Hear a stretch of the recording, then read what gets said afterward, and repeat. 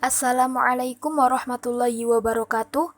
Kami dari kelompok 11 akan mempresentasikan tentang Islam dan budaya lokal, tentang kajian terhadap interrelasi Islam dan budaya Sunda, yang disusun oleh Khumilatul Khofifah, Esa Putri Nuryoso, dan Fadi Trisetyoningsih. Yang pertama dibahas adalah Islam dalam sistem nilai dan sistem simbol. Islam sebagai ajaran keagamaan yang lengkap memberi tempat pada dua jenis penghayatan keagamaan. Yang pertama adalah eksoterik atau disebut dengan zohiri, yaitu penghayatan keagamaan yang berorientasi pada formalitas fikih atau pada norma-norma atau aturan-aturan agama yang ketat.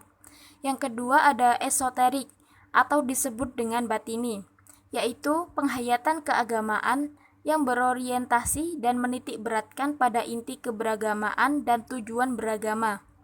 Menurut Islam, manusia harus memusatkan diri kepada Tuhan, tetapi tujuannya adalah untuk kepentingan manusia sendiri, atau disebut sebagai humanisme teosentris yang merupakan nilai inti dari seluruh ajaran Islam. Dari tema inilah muncul sistem simbol. Apa sih sistem simbol itu? Sistem simbol adalah sistem yang terbentuk karena proses dialektik antara nilai dan kebudayaan. Misalnya, dalam Al-Quran kita mengenal adanya rumusan amar ma'ruf nahi munkar, yaitu perintah untuk menyeru kepada kebajikan dan mencegah kemungkaran. Dari rumusan itu, kita bisa melihat adanya dua proses yang sekaligus berlawanan, tapi juga sekaligus merupakan satu kesatuan atau disebut dengan emansipasi dan pembebasan. Selanjutnya yaitu kebudayaan dan ruang lingkupnya. Kebudayaan adalah alat konseptual untuk melakukan penafsiran dan analisis. Jadi, keberadaan kebudayaan masih sangatlah penting.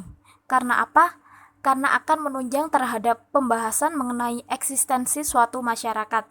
Kebudayaan sebagai suatu sistem budaya, aktivitas, dan hasil karya fisik manusia yang berada dalam suatu masyarakat, di mana kemunculannya itu diperoleh melalui proses belajar, baik itu formal maupun informal.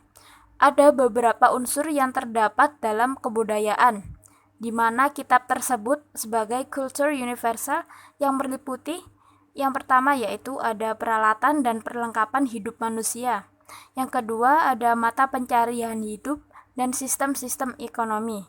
Yang ketiga ada sistem kemasyarakatan. Yang keempat ada bahasa atau disebut dengan lisan dan tulisan. Yang kelima ada kesenian. Dan yang keenam ada sistem pengetahuan. Dan yang ketujuh yaitu yang terakhir ada religi atau sistem kepercayaan.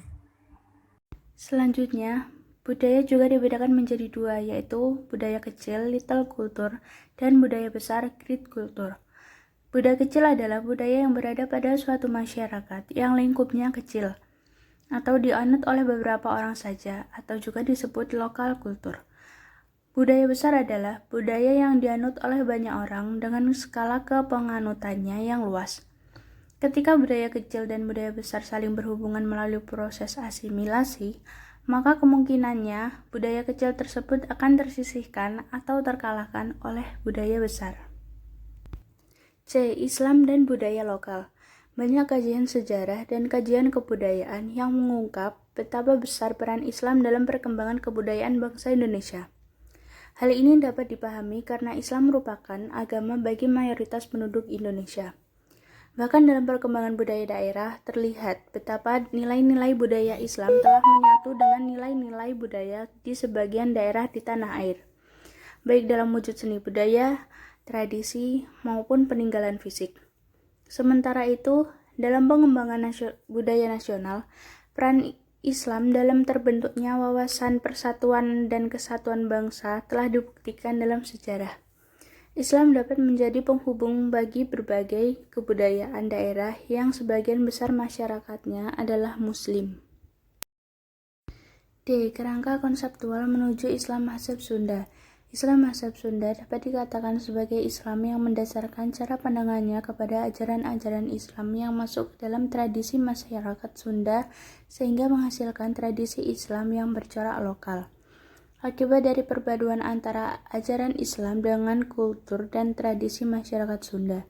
Islam mazhab Sunda yang menghasilkan tradisi Islam mengutip pendapat Sayyid Hussein Nasr adalah perpaduan antara wahyu yang diterima Nabi dalam bentuk kitab suci dan bahwa Islam sebagai agama diserap sesuai dengan fitrahnya sendiri dan berhasil mencapai jati dirinya peralihan dan sintesis. Terdapat dua asumsi minimalnya yang menyebabkan Islam dengan mudah menjadi bagian dari kehidupan orang Sunda. Pertama, agama Islam yang datang dan diterima oleh masyarakat Sunda merupakan sebentuk ajaran yang mudah dicerna dan dipahami sesederhana karakter budaya orang Sunda itu sendiri. Kedua, kebudayaan yang membungkus ajaran Islam tersebut merupakan kebudayaan yang mudah bersinergis dengan budaya orang Sunda. Model dan karakteristik Islam mazhab Sunda. Ajaran Islam melalui wayang golek meliputi Islam sebagai a way of life, termasuk ajaran dasar tentang ketatanegaraan dan pemerintahan. Ajaran Islam melalui pewayangan seringkali menekankan ketaatan kepada ajaran agama dan negara secara bersamaan berkesinambungan yang mencerminkan pemahaman atas perintah ketaatan kepada Allah, Rasul, dan ulil amri sebagaimana diamanatkan dalam Al-Quran. Quran Surat An-Nisa ayat 59.